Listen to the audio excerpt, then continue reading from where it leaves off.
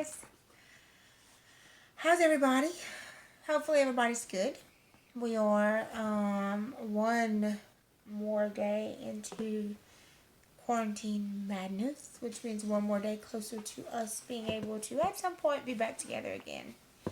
Um, so Natalie Babbitt took Everlasting, Chapter 6.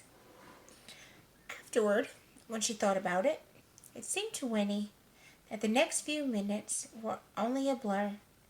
First, she was kneeling on the ground, insisting on a drink from the spring, and the next thing you knew, she was seized and swung through the air open-mouthed and found herself straddling the bouncing back of a fat old horse, with Miles and Jessie trotting along on the other side, while May ran puffing ahead, dragging on the bridle. Winnie had often been haunted by visions of what it would be like to be kidnapped, but none of her visions had been like this, with her kidnappers just as alarmed as she was herself.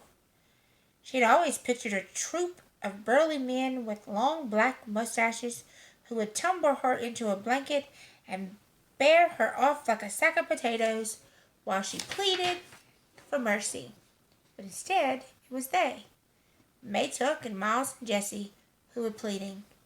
"Please, child, dear child, don't you be scared." This was May trying to run and call back over at the shoulder at the same time. "We wouldn't harm you for the world. If you yelled or anything," this was Jessie, "someone might have heard you, and that's too risky." And Miles said, "We'll explain it soon as we're far enough away." Winnie herself was speechless. She clung to the saddle and gave herself up to the astonishing fact that though her heart was pounding in her chest and her backbone felt like a pipe full of cold running water, her head was fiercely calm. Disconnected thoughts presented themselves one by one, as if they had been waiting their turn in line. So this is what it's like to ride a horse. I was going to run away today anyway. What will they say when I'm not there for breakfast? I wish the toad could see me now. That woman is worried about me. Miles is taller than Jessie. I'd better duck if I don't want this branch to knock me off. They had come to the edge of the wood now, with no sign of slowing their rapid jog. The road, where it's angled across the meadow, was just ahead, dazzling white in the open sunlight. And there, standing on the road, was the man from the night before, the man in the yellow suit, his black hat on his head. Discovering him, seeing his surprise, and presented at once with choices, Winnie's mind preservedly went blank. Instead of crying out for help, she merely goggled at him as they fled past the spot where he stood. May Tuck was the only one who spoke, and the most she could offer was, "Teaching our little girl how to ride." Only then did it come to Winnie that she ought to shout, wave her arms, do something. But the man had fallen away behind by that time, and she was afraid to let go of the saddle, afraid to run around lest she fall off the horse. And in the moment it was too late. They had sped up the hill and down its other side, and the opportunity was lost.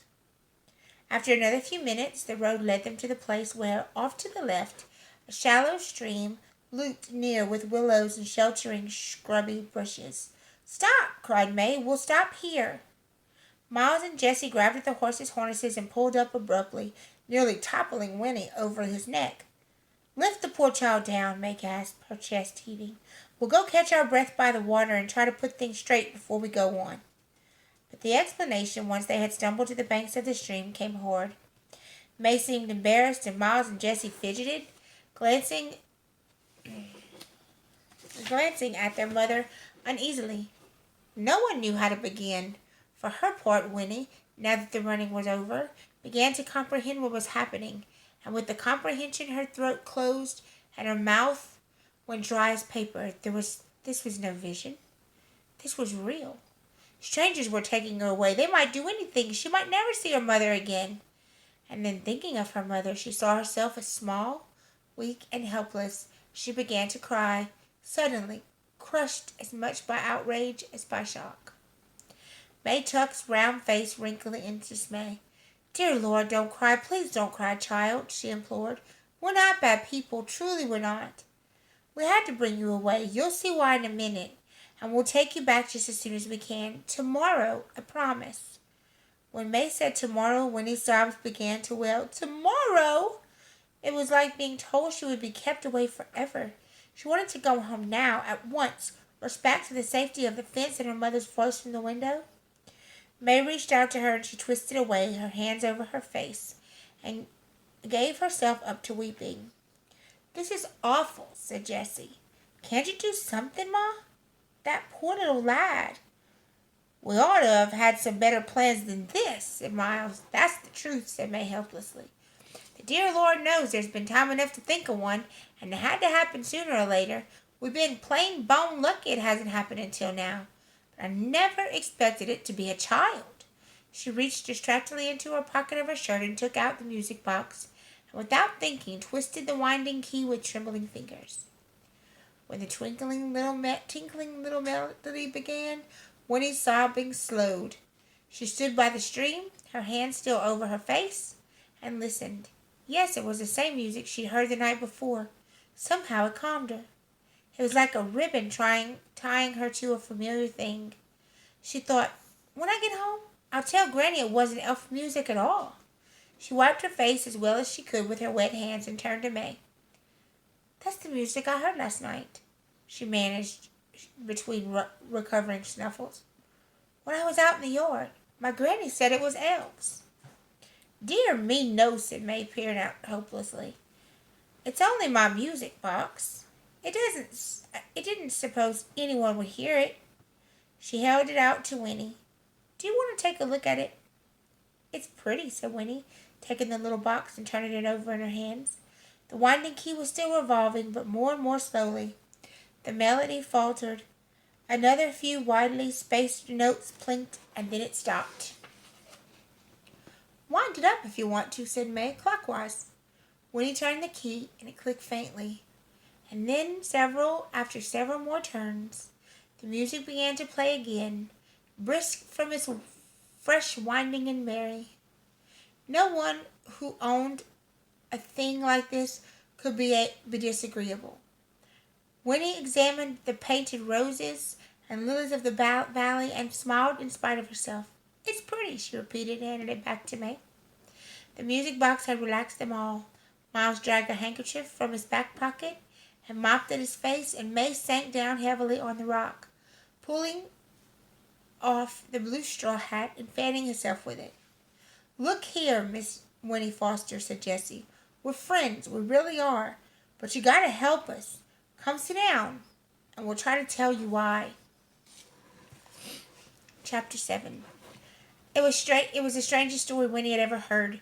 She soon suspected that they had never told it before, except to one each other.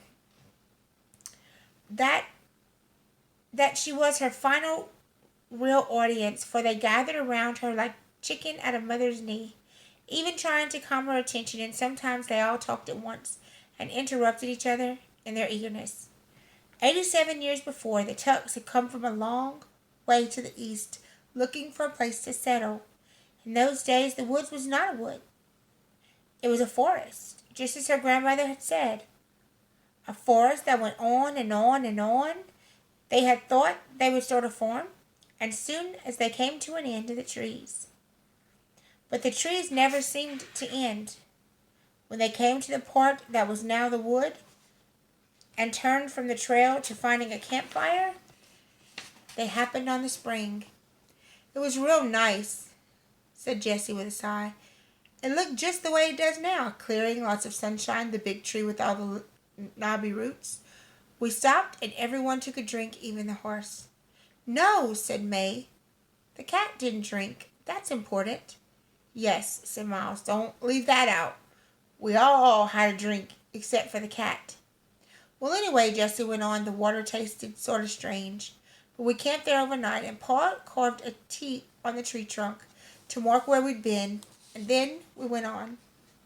They had come out of the forest at last, many miles to the west, and found a thinly populated valley had started their form.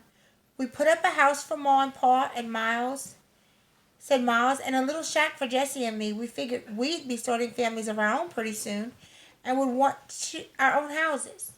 This was the first time we figured there was something peculiar, said May. Jessie fell out of a tree. I was way up in the middle, Jessie interrupted, trying to saw off some of the big branches before we cut her down. I lost my balance and fell. He landed plumb on his head, said May with a shudder. We thought for sure he broke his neck, but come to find out, it didn't hurt him a bit. Not long after, Miles went on.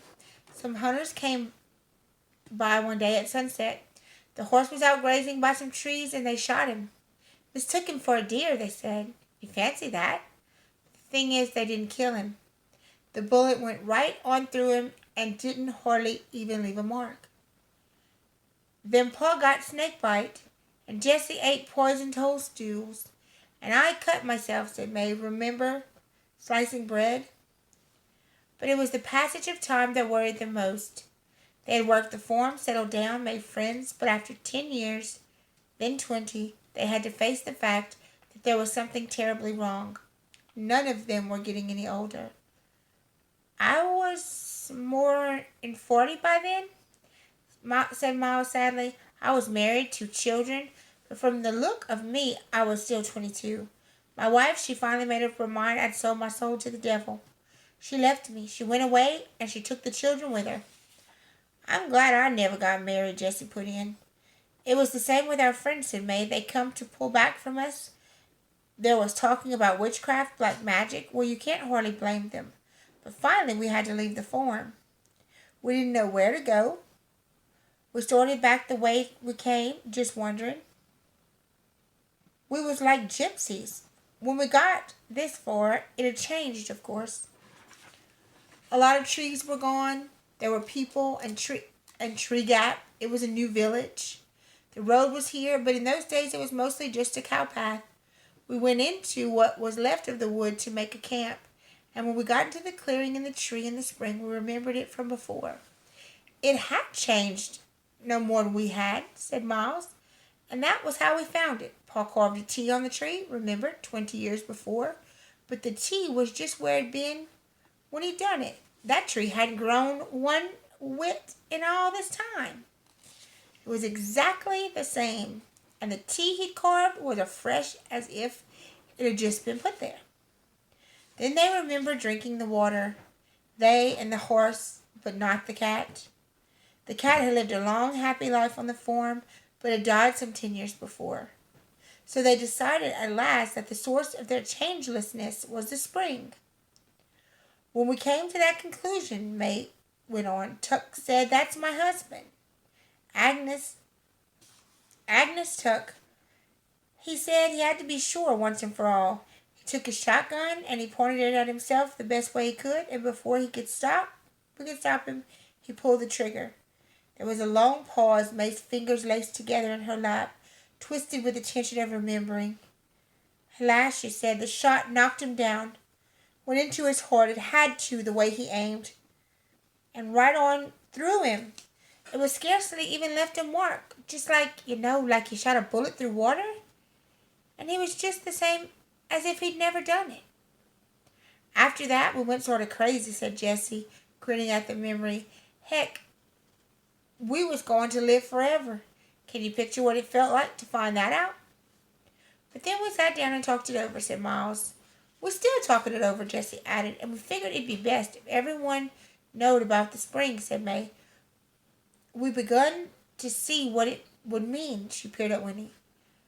Did you understand, child? The water, it stops you where you are. If you've had a drink of it that day, you'd stay a little girl. You never grow up, not ever. We don't know how it works or even why, said Miles.